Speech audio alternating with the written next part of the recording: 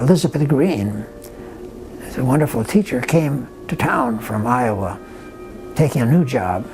He was going to build a orchestra program in the public schools. There really wasn't one at all. And she came, and I was her first student here.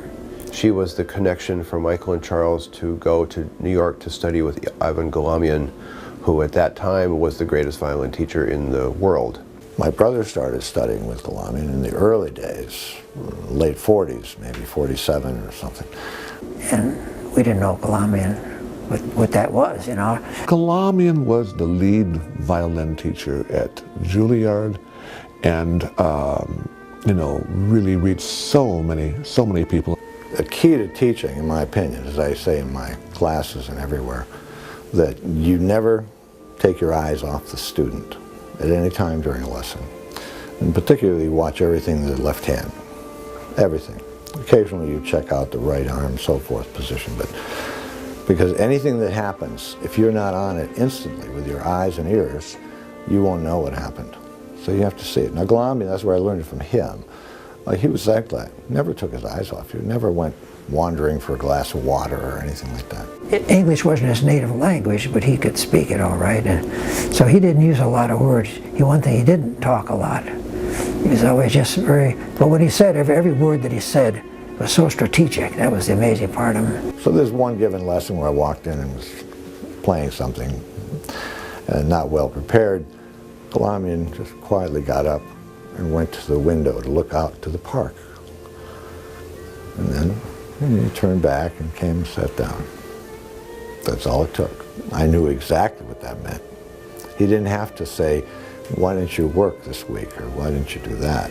Teaching, for him, was his love. He liked it, had everything that he wanted. It was his domain.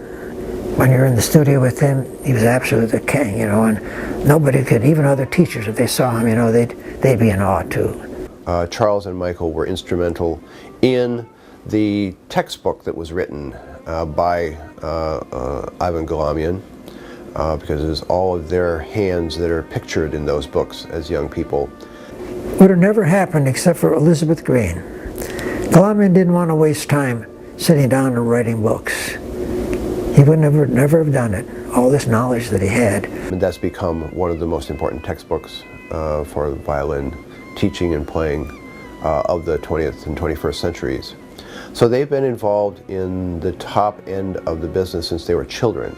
She'd use my hand to show how to hold the bow the right way and wrong way, and for a small hand or a medium hand, and then Charlie had the big hand, so he had a separate picture for the big hand, and this kind of thing. So that's how we were her models, being right here and being her students. And there's all kinds of pedagogues today who have come through that tradition. Kurt Sussmanhaus, Paul Cantor, Itzhak Perlman, Pinchas Zuckerman, Shlomo Mintz, so many people who were part of that Galamian, Juilliard, Meadowmount legacy and this outreach.